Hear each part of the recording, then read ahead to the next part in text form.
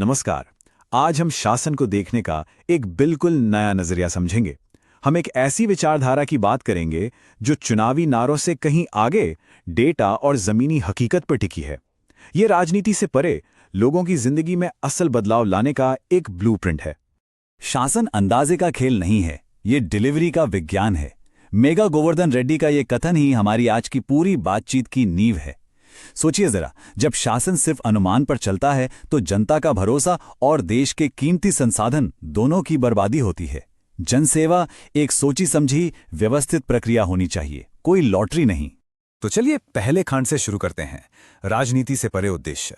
यहां हम ये समझेंगे कि चुनाव जीतना मंजिल नहीं है, बल्कि एक बहुत बड़ी जिम्मेदारी की शुरुआत है। असल काम तो वोट गिनने के बाद ही शुरू होता है। तो ये शासन के लिए डेटा इंजीनियरिंग, इसका असल मतलब क्या है? देखिए, इसका मतलब बहुत सीधा है, अंदाजे लगाना बंद करना और सबूतों पर काम शुरू करना। ये वो विज्ञान है जो बताता है कि चुनाव में मिले जनादेश को लोगों की भलाई में कैसे बदला जाए। ये हवा में तीर चलाने जैसा नहीं, बल्कि एक मजबूत नींव रखने जैसा है जिस पर एक टिकाऊ इमारत खड़ी हो सके। दूसरा खंड, जमीन की आवाज सुनना। कोई भी कारगर रणनीति बंद एसी कमरों में नहीं बनती। उसकी शुरुआत होती है जमीन से, लोगों के असली रोजमर्रा के अनुभवों से। क्योंकि नीतियां सिर्फ कागज के लिए नहीं, जिंदगियों के लिए होती हैं। और किसी भी डेटा को देखने से पहले हमें लोगों की सबसे बुनियादी जरूरतों को महसूस करना होगा। और ये एहसास शुरू होता है पानी से। पानी सिर्फ H2O नहीं है, ये एक किसान के खेत की उम्मीद है, एक माँ की अपने बच्चे की सेहत की चिंता है और एक उद्योग की जीवन रेखा है। जब हम जमीन की आवाज सुनते हैं तो हम पूछते हैं, क्या पानी साफ है? क्या ये वक्त पर आता है? क्या ये जरूरत के हिसाब से काफी है? असल जवाब इन्हीं सवालों में छिपे हैं। पानी के बाद जो सबसे बड़ी जरूरत सामने आती है वो है काम, रोजगार, आजीविका। सिर्फ पैसा नहीं है, ये आत्मसम्मान है। ये एक परिवार को अपने भविष्य की योजना बनाने की ताकत देता है। जमीन पर इसका मतलब ये है, ये समझना कि स्थानीय अर्थव्यवस्था चलती कैसे है, युवाओं के लिए मौके कहाँ हैं, छोटे कारोबारियों को आगे बढ़ने से कौन सी चीज रोक रही है। हर रुकावट असल में एक नीतिगत विफलता का साफ संकेत है। और इन दोनों से भी ऊपर है सम्मान। क्या एक आम नागरिक को सरकारी दफ्तर में इज्जत मिलती है? क्या उसकी शिकायत को गंभीरता से सुना जाता है?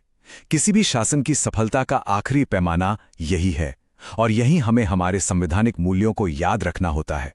हर व्यक्ति का सम्मान सर्वोपरि है, और एक सूचित नागरिक जो जिम्मेदारी से अपनी बात रखता है, वही तो लोकतंत्र की असली ताकत है। तो अब सवाल ये उठता है कि जमीन से आती इन अनगिनत आवाजों को हम कार्रवाई करने लायक जानकारी में कैसे बदलें? यहीं पर हम 3 मुख्य संकेतों की बात करते हैं जो शोर से सच को अलग करके दिखाते हैं। देखिए, सार्वजनिक जीवन में तो विचारों, भावनाओं और राजनीतिक बयानों का एक महासागर है। इस शोर के बीच सच्चाई को कैसे देखा जाए, ये कार्यप्रणाली इसी बड़ी चुनौती का जवाब देती है। ये हमें उन साफ संकेतों की ओर ले जाती है जो बताते हैं कि पर्दे के पीछे असल में हो क्या रहा है। ये हैं वो 3 मुख्य संकेत। पहला, आजीविका की स्थिरता, मतलब क्या परिवार अपनी जरूरतें पूरी करके भविष्य के लिए कुछ बचा पा रहे हैं। दूसरा, सेवा वितरण की गुणवत्ता, क्या स्कूल, अस्पताल और सरकारी योजनाएं लोगों तक ठीक से पहुंच भी रही हैं। और तीसरा, सबसे अहम, सार्वजनिक विश्वास सूचकांक, क्या लोगों को लगता है कि ये व्यवस्था उनके लिए काम कर रही है। अब इस डैशबोर्ड को देखिए, ये एक आईने की तरह है जो किसी भी क्षेत्र की सेहत को साफ साफ दिखा रहा है। यहां हमें तुरंत पता चल रहा है कि आजीविका और विश्वास दोनों ही गंभीर स्थिति में हैं और इन पर फौरन ध्यान देने की जरूरत है। हाँ, सेवा वितरण में थोड़ा सुधार है, लेकिन वो काफी नहीं, खासकर तब जब लोगों का भरोसा घट रहा हो। यह शासन के लिए एक दिशा सूचक यंत्र की तरह है। अब आते हैं तीसरे खंड पर, परिणाम की संरचना। यहां हम एक बहुत जरूरी वैचारिक बदलाव को समझेंगे। मतलब, किसी समस्या के लिए व्यक्तियों को दोष देने से हटकर उस सिस्टम को समझना जो उस समस्या को पैदा कर रहा है। ये तुलना एक बुनियादी वर्ग को साफ करती है।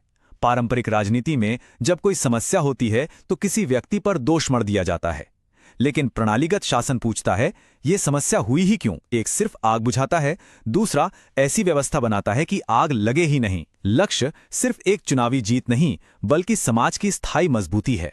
चलिए अब चौथे खंड में सिद्धांत से अभ्यास की ओर बढ़ते हैं।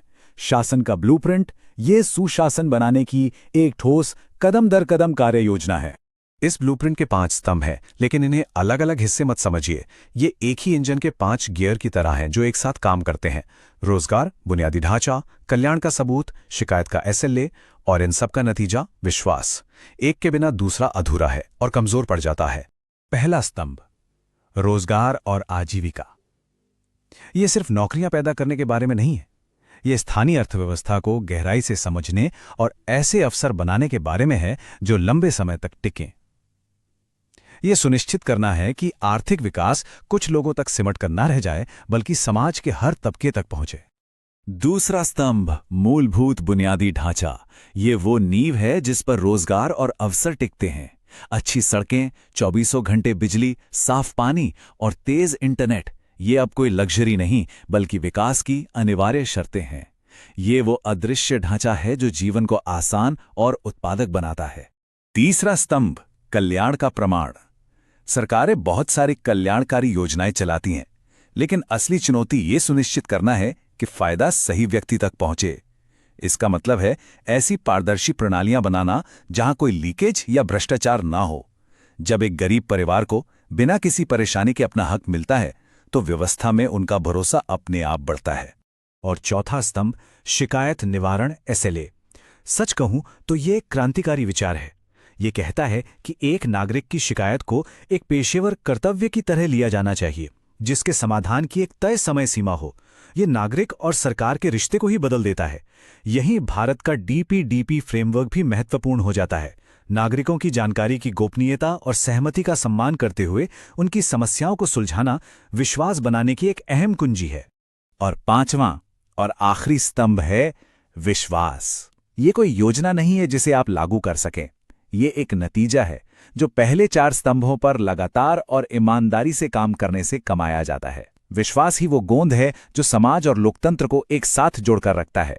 तो अब इन सभी धागों को एक साथ बुनते हैं और देखते हैं कि विश्वास बनाने का ये रास्ता कैसे एक स्थायी विरासत का निर्माण करता है।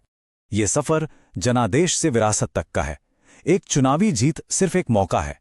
असली नेतृत्व उस मौके को एक स्थायी, सकारात्मक प्रभाव में बदलने में है। और ये एक अनुशासित, जन केंद्रित प्रणाली के जरिए ही मुमकिन है, जो हर दिन, हर पल लोगों के जीवन को बेहतर बनाने पर ध्यान केंद्रित करती है।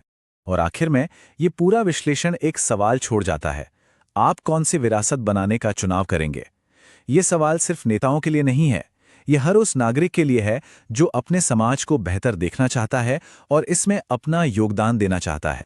If you want to become a people-centric leader and uplift your constituency, get in touch with blueprintstrategies.ai at mgr@blueprintstrategies.ai or call 080-4204-1602. Purpose beyond politics.